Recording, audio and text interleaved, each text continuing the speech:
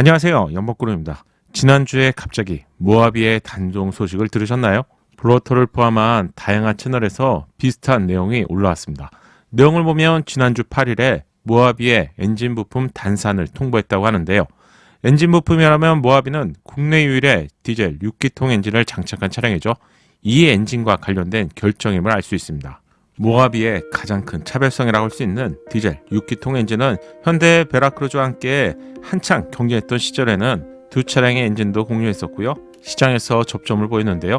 베라크루즈가 단종된 이후에 모하비만이 유일하게 연명하게 되었습니다.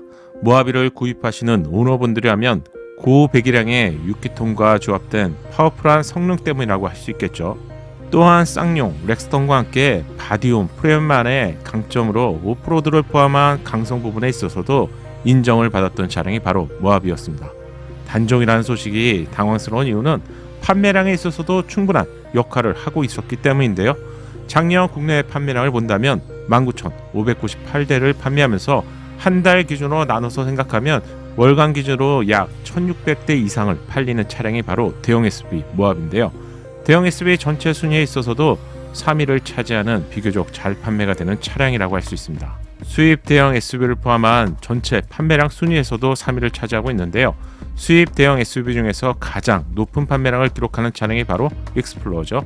이 차량과 비교해보면 약 4배에 가까운 판매량으로 사고를 넘어서 화석의 비유가 되는 출시가 정말 오래되었지만 그만큼 상품성에 있어서는 인정을 받고 있다고 해야겠죠. 하지만 아쉽게도 국내 상황과는 다르게 해외 판매량은 많이 다른 상황입니다. 마초와 같은 6기통 감성 마력을 제공했던 모하비는 2008년도에 출시가 되었죠. 13년간 풀체인지 없이 총 2번의 페이스리프트로 상품성을 강화하면서 많은 시간을 보냈습니다. 경쟁 차량이었던 베라크루즈와 동일한 6기통 S엔진을 장착했지만 베라크루즈가 전륜 기반의 소나타 차량을 베이스로 제작이 되었다면 모하비는 소렌토 플랫폼을 개조하면서 베라크루즈와 다른 후륜 구동 차량이었습니다. 한편에서 기아차 관계자는 내년부터 강화되는 환경 규제의 차원이지 단종되는 것은 전혀 사실이 아니다 이렇게 알려졌는데 전기차 시대인 전동화 시대가 본격적으로 시작되고 있고요. 내연기관 엔진은 어쩌면 단종이 그렇게 어색한 일이 아니죠. 보다 확실한 소식이 파악된다면 이 부분도 한 번 더 알려드리겠습니다. 모하비 차량의 단종 소식을 알려드리는 이유가 있는데 모하비가 없으면 기아는 대형 SUV가 없는 것인데요. 설마 기아가 대형 SUV 시장을 포기하는 것이 아니겠죠? 기아는 어떤 대안을 들고 나올까요? 기아가 대형 SUV 시장으로 내세울 수 있는 카드는 현재는 없는 상황입니다. 기아는 최근 로우까지 대대적으로 변경하는 움직임을 보였죠. 판매량에 있어서도 핵심 차량인 K5와 소렌토가 소나타와 산타페를 큰 수치 차이로 판매량에서 압도하고 있는 상황입니다. 기아가 이렇게 잘 나간 적은 거의 없었죠. 영상으로 이미 알려드렸던 것처럼 1월 판매량에서 기아가 현대차를 눌렀다고 알려드렸죠. 대한민국 시장에서 기적 같은 상황이 만들어지고 있는 중요한 시점인데 모하비가 단종이 된다면 단순한 계산으로 연간 2만 대 정도의 국내 시장을 놓치게 되고요. 특히 대형 SUV 부재는 경쟁 차량인 펠리세이드에게 대형 SUV 시장 자체를 넘겨주는 상황을 맞이하게 됩니다. 그렇다면 미니밴, 카니발이 그 역할을 대신하지 않을까요? 라고 하시는 분들도 분명히 있을 것 같은데요. 태생이 승합차인 미니밴과 운동성을 갖춘 대형 SUV는 결 자체가 정말 다르다고 할 수 있죠. 대형 SUV를 고려했다가 일부 미니밴으로 전환하시는 분들도 있겠지만 돈을 보태서 수입 SUV나 제네시스, GV80과 같은 차량을 구입하는 분들이 더 많을 것 같습니다. 여기에 최근 현대차가 카니발과 경쟁할 스타리아를 공개했죠. 그동안 미니밴 시장에서 소위 꿀을 빨고 있었던 카니발에게 스타리아의 등장은 반갑지 않은 소식입니다. 사실 위협이 되는 존재가 분명하죠. 이런 상황에서 대형 SUV 모하비의 부재는 미니밴을 포함한 SUV 시장까지 내놓게 되기 때문에 기아 입장에서는 대형급 시장 자체의 볼륨이 줄어들 것으로 예상되기 때문에 절대로 수수방관할 수 없는 상황이 전개되는 것이죠. 또한 대형 SUV에서 고배기량을 선호하시는 분들이라면 3.0 이상의 디젤 차량을 구입하기 위해서 직렬 6기통 3.0 엔진을 제공하는 제네시스 GV80에는 다른 대안이 없는 상황입니다. 작년도에 GV80의 판매량을 살펴보면 디젤 3.0 차량이 가장 많이 판매가 되었는데요. 모하비 디젤 3.0의 수요까지 사라진다면 나머지 수요는 당연히 GV80과 같은 차량이 득이 되면 되지 실이 되지는 않겠죠. 그렇다고 수입, 대형, 7인승 SUV로 이동하기에는 가격을 포함해서 만만치 않은 상황입니다.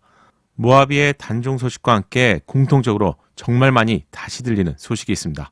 많은 분들이 기대하는 그 소식인데 바로 기아가 만든 대형 SUV 텔룰라이드입니다. 누구나 쉽게 예상할 수 있는 텔룰라이드 국내 출시 소식인데 텔룰라이드가 북미 전용으로 출시된 이후에 국내 출시가 된다 또는 출시가 되지 않는다 이런 소식이 그동안 너무나 많았기 때문에 식상할 정도였죠. 하지만 분명한 건 모하비가 존재했던 이유가 텔룰라이드를 국내 출시 못하는 상황이라서 현대 베라크루즈 단종과 함께 현대차의 경우 팰리세이드로 그 수요를 충분히 대체할 수 있었지만 모하비 단종은 마땅한 대체 차량이 없다는 점입니다. 이미 아시는 분들도 있겠지만 기아는 전기차 EV6를 발표하기 전부터 대형급 SUV 전기차를 선보일 것이라고 브랜드 발표를 통해서 세상에 알려졌죠. 하지만 시기가 문제인데 대형급 SUV 출시가 예상되는 시기가 2023년도로 계획이 되어 있기 때문에 현재 시점을 기준으로 본다면 최소한 2년부터 3년 정도의 공백이 발생될 수 있는 상황입니다. 이 정도라면 누구나 쉽게 텔룰라이드가 이번에는 정말 국내에 출시될 수 있지 않을까 이렇게 생각할 수밖에 없는데 증권가를 비롯한 자동차 매체에서 거의 확정하는 분위기죠.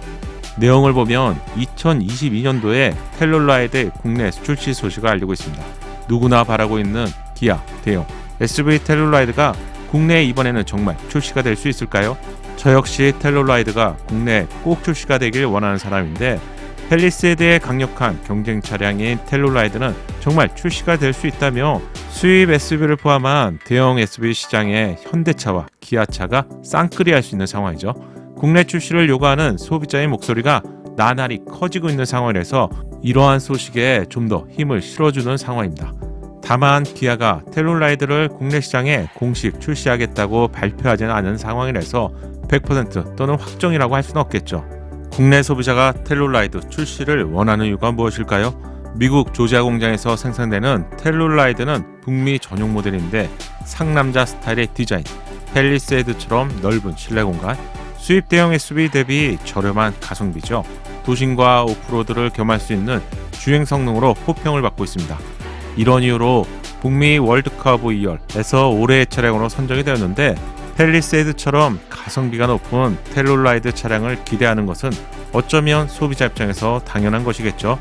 기아가 최근 셀토스, K5, 소렌토, 카니발로 대한민국 시장을 선점하고 있는 상황에서 현대차를 뛰어넘을 수 있는 요건까지 갖추고 있기 때문에 모하비가 정말로 단종된다는 전제가 있다면 텔룰라이드의 출시도 어느 정도 희망해 볼 수 있겠죠.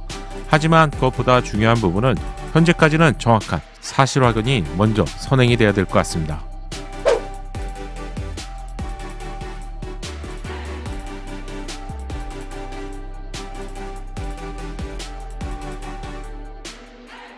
연목구름의 신차 정보가 작은 도움이 되셨나요?